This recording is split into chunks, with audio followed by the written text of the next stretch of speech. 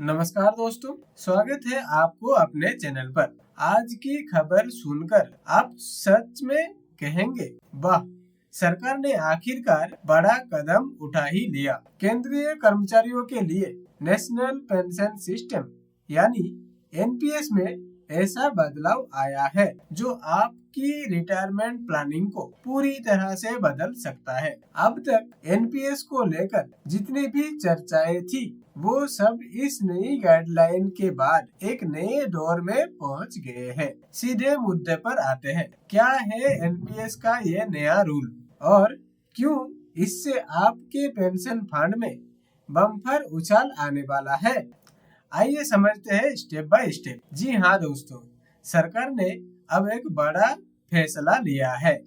अब केंद्रीय सरकारी कर्मचारियों को भी एनपीएस के तहत LC 75 और BLC जैसे इन्वेस्टमेंट ऑप्शन मिल गए हैं। अब तक सरकारी कर्मचारियों को केवल फिक्स्ड या लिमिटेड स्कीम का ही ऑप्शन मिलता था, लेकिन प्राइवेट सेक्टर की तरह इक्विटी एक्सपोज की आजादी नहीं थी।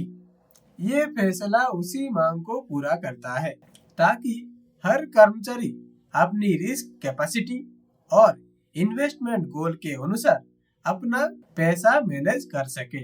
इसका सबसे बड़ा मकसद ये है आपकी रिटायरमेंट कॉर्पस को और मजबूत बनाना और आपकी फाइनेंशियल प्लानिंग को ज्यादा फ्लेक्सिबल बनाना। अब एनपीएस में आपके पास कई चॉइस है। पहले तो केवल स्कीम जी थी और LC 25 और LC 50 अवेलेबल थी, लेकिन अब दो नए और पावरफुल ऑप्शन आए हैं। LC 75 यानी लाइफ साइकिल 75 और BLC यानी बैलेंस लाइफ साइकिल। समझते हैं वन बाय वन।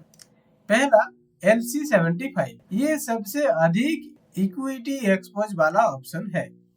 यहाँ तक कि आप अपने पेंशन फंड का 75% तक हिस्सा शेयर बाजार में लगा सकते हो। इसका मतलब है high risk high return potential, यानी लंबी अवधि में आपके फंड का ग्रोथ कहीं ज्यादा तेज भागेगा। दूसरा BLC यानी बैलेंस लाइफ साइकिल, ये पहले वाले LC 50 का अपग्रेडेड वर्जन है।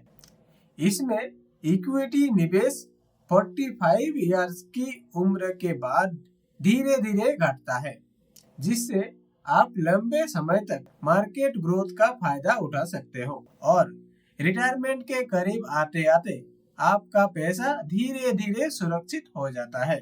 दोनों में एक कॉमन फीचर है, गाइड पाथ मैकेनिज्म। इसका मतलब है जैसे जैसे आपका उम्र बढ़ती जाएगी, इक्विटी इन्वेस्टमेंट अपने आप कम होता जाएगा। उदाहरण के तौर पर LC 75 में 55 साल की उम्र तक इक्विटी सिर्फ 15% ही रह जाती है और BLC में 35%, यानी आपका फंड ऑटो सिक्योर्ड मोड में चला जाता है। अब सवाल उठता है, सरकारी कर्मचारी को इससे क्या फायदा मिलेगा। पहला, बेहतर रिटर्न। लंबे समय तक इक्विटी एक्सपोज का मतलब आपका पेंशन फंड पहले से कहीं ज्यादा ग्रोथ करेगा। दूसरा, अब आप अपनी रिस्क एपेटाइट के हिसाब से चुन सकते हैं। अगर आप सेफ साइड पर रहना चाहते हैं तो LC 25 या स्कीम जी चुनिए, और अगर आपको हाई ग्रोथ चाहिए तो LC 75 आपका परफेक्ट ऑप्शन है। फाइनेंशियल एक्सपर्ट कह रहे हैं ये एनपीएस की सबसे बड़ी स्ट्रक्चरल रिफॉर्म में से एक है। अब आप सिर्फ कंट्रीब्यूट नहीं बल्कि अपने फ्यूचर के डिसीजन मेकर भी है।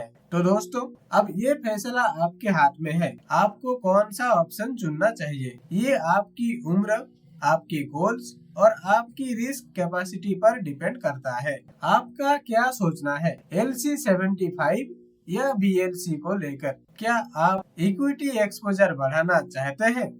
नीचे कमेंट बॉक्स में अपनी राय जरूर बताइए। अगर ये जानकारी आपको यूजफुल लगी हो तो वीडियो को लाइक कर दीजिए, अपने सहकारी कर्मचारी दोस्तों के साथ शेयर कर दीजिए और ऐसे ही भरोसेमंद अपडेट्स के लिए चैनल को सब्सक्राइब करना मत भूलिए, क्योंकि दोस्तों अवेयरनेस ही असली पावर है। तो आज के लिए इतना ही, मिलते हैं अगले वीडियो में अगले अपडेट के साथ।